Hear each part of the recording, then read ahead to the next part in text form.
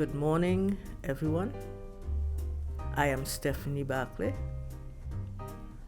and I will be taking you to another session of biblical leadership. I want to acknowledge the senior pastors, Reverend Lloyd and Norma Hart, for giving me this opportunity to bring this daily devotional to you. Welcome.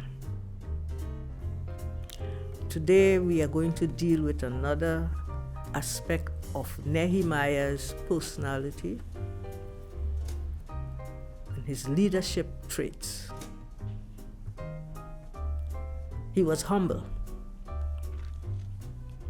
Although Nehemiah was in a lofty position as cupbearer, he served the king as a faithful, humble steward.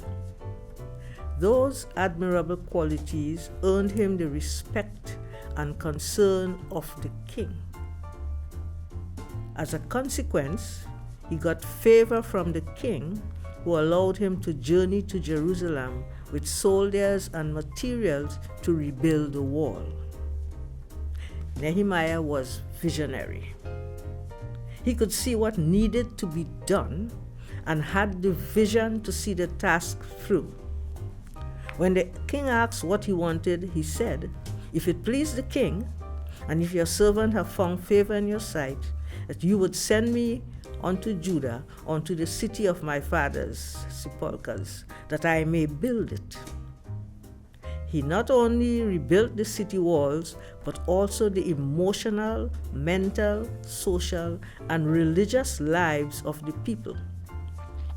His vision motivated the people as well as himself to overcome hurdles which they faced. Nehemiah was selfless. That's a quality which is not popular today. He cared more for his people in Jerusalem than for himself. His selfless attitude is seen in his willingness to leave the comforts of the king's court, travel to Jerusalem, and endure all the difficulties of living in that dilapidated place. In addition to that, he was courageous. Courage is another quality which he possessed as a leader. He faced ridicule. And in Nehemiah 4:3, we read, "Now Tobiah the Ammonite was by him, and he said, Even that which they build, if a fox go up, he shall even break down their stone wall." He faced threats and plots. Nehemiah 4:7-9.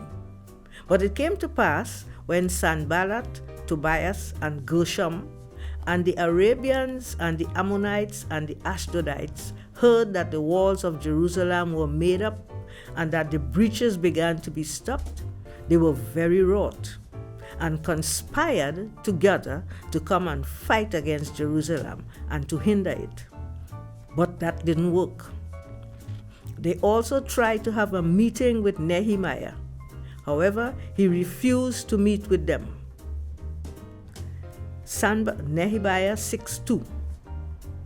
Sanballat and Gershom sent me, saying, "Come, let us meet together in some one of the villages in the plain of Ono."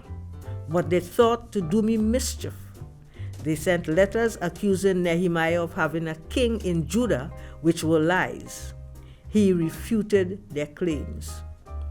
He constantly reminded his people that the Lord is fighting for them.